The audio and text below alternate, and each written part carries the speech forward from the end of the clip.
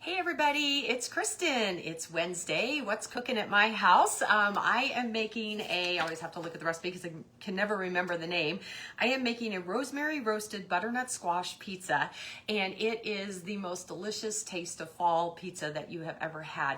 Anyway, so I wanted to come on board to show you a couple of tools, talk to you about taste buds, and then show you this recipe because it is early in fall and this is going to be one that you're going to want to make over and over and over again. So first off, I got the recipe. This is what it's going to look like when we're done, from Taste Buds. And I know you guys, if you've been in the group for any length of time, have heard me talk a little bit about that.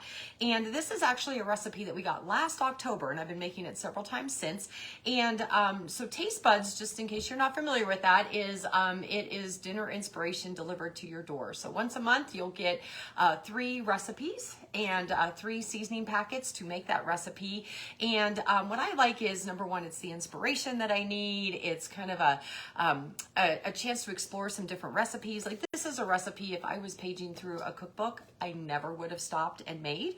But the fact that it comes to my door with the seasoning, it's like, what the heck, I might as well give it a try. And not only do I just like the recipes, but there's always like a little bit of a cooking lesson in here. So for instance, one of the cheeses that we're going to use in this pizza is Fontina. I've heard of it, but I've never known when to buy it or why I would want to buy it or anything like that. And it says here, it's Fontina's smooth texture, tangy flavor, and meltiness makes it ideal for pizza. So you get all kinds of little cooking tips and tricks as you go along with Taste Buds as well. This particular recipe was a collaboration with Half Baked Harvest. I don't know if you guys are familiar with that. She makes, her name is Tegan. I forget her last name. Tegan, I don't know her last name. Anyway, she is known as Half Baked Harvest, and she has our cookbooks, and she's online, and you can, especially if you're on Instagram, you see her stuff all the time if you follow. But anyway, so that was last year's collaboration in October. This year, so next month, we are collaborating with Joy Bauer, who I see all the time on the Today Show, and she has really yummy, delicious, healthy recipes.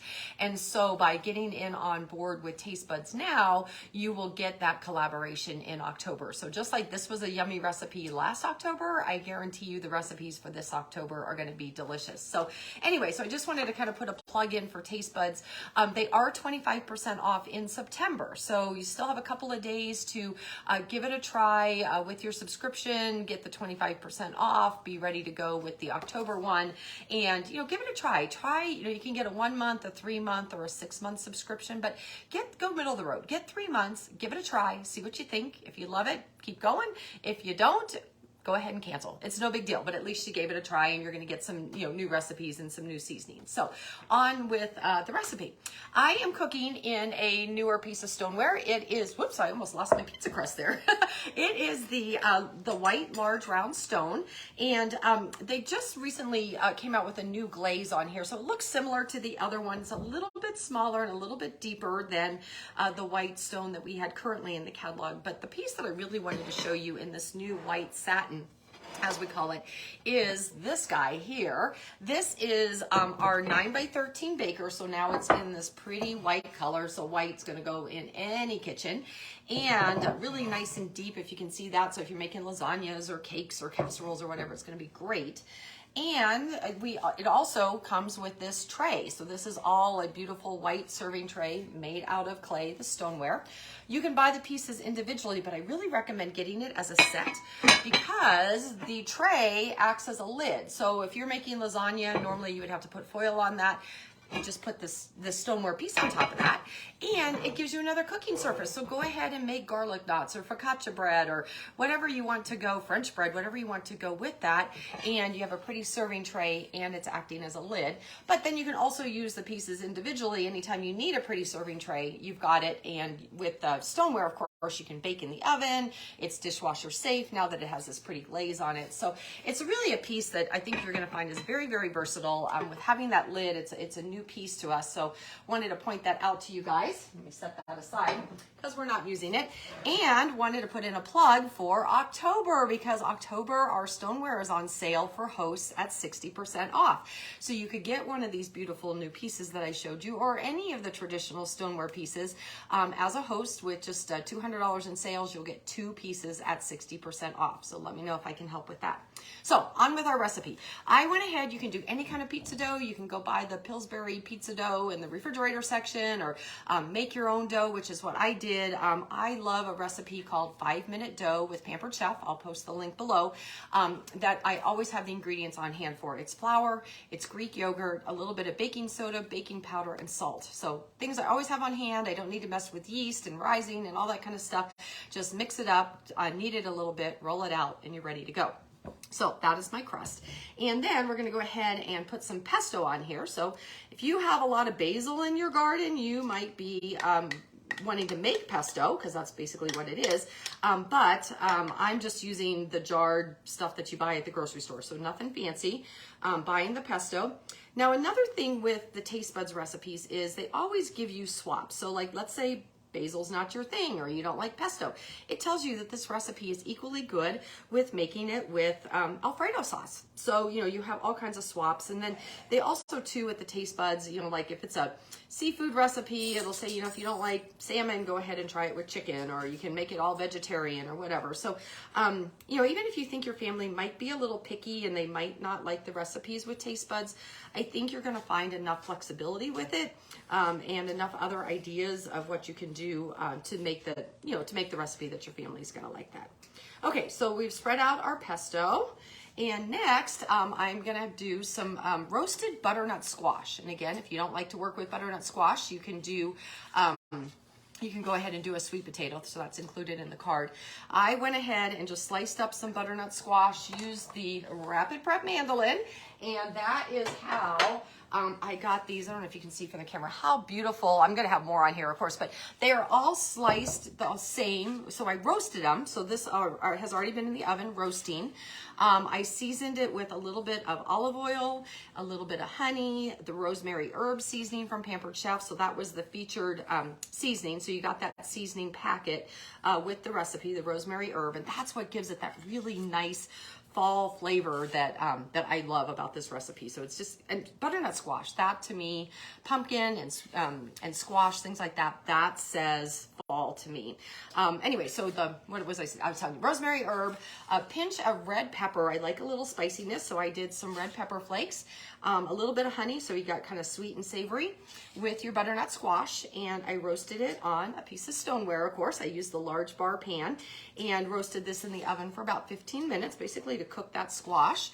And just like I said, it's just so infused with all those flavors of fall. So I think you guys are gonna really, if you guys get a chance to make this recipe, you're absolutely gonna love it. Okay, so there we go. Let me hold that up so you guys can see, but you can see how they're all sliced the same, so they all roasted the same, and that's just going to be a really nice, that's the texture you want. You don't want to bite into, have like a bite that was, you know, too thick and it was, you know, not cooked enough, and then you have the bite that's, you know, mushy because it overcooked or whatever. So kind of filling in the holes here with a couple more pieces. Okay, and then bacon. You can never have too much bacon, right? So I'm going to sprinkle some bacon on here. This is one of those pizzas, when I saw the recipe, at first I was like, I don't know. You know, it's like, those are kind of some like weird things to go on a pizza. But I tried it and I loved it. And that's, as I told you, I'm making it several times. To me, this is kind of like one of those like funky recipes you get like in a California pizza kitchen, or looking for a paper towel here. California Pizza Kitchen, or, you know, some, you know, fancy homemade, or like Your Pie, or fun places like that that make some really unique flavors. So there we go, got the bacon on there. And then next we're gonna do some mozzarella cheese, and then that fontina cheese that I told you about, because I was like, I don't know what that is, but I did taste it, of course, because I'm like, oh, this is a new ingredient, I want to try it out. And it is kind of tangy, and it's really, really good. So we've got a little bit of mozzarella. I'm going to spread that out. And then we're going to add our fontina cheese. I had to go to the fancy cheese counter to find it. So if you're, you know, like wondering, where do I find that at the store? I shop at King Soopers, and I had to go to the fancy cheese to find it. But well worth it, because again, it is really melty, a little tangy, and it's just going to be just really just what you need for this recipe. Okay, so kind of fun. Like I said, with Taste Buds, what I like is just that chance to explore a lot of different flavors and new flavors. Like I said, this is not something I normally would have made, but now that I've made it, I realize how delicious it is, and I've made it a couple times since. Okay, and then the last thing we're going to add is some Parmesan cheese. Now, all this cheese I grated from scratch because when you grate it yourself, it tastes better, it melts better. So hopefully you guys are on board with grating your own cheese. If you're looking for some cheese graters, of course, I can help you out with that. Because if you buy it pre-grated at the store, it's got, I don't know, I've heard all different stories. Basically, I think it's cellulose is what's on there, and it keeps it from clumping, it keeps it from molding, but you're also paying for the weight of that, and you're not actually, you are eating it, but that's not what you want. You don't want to be eating that.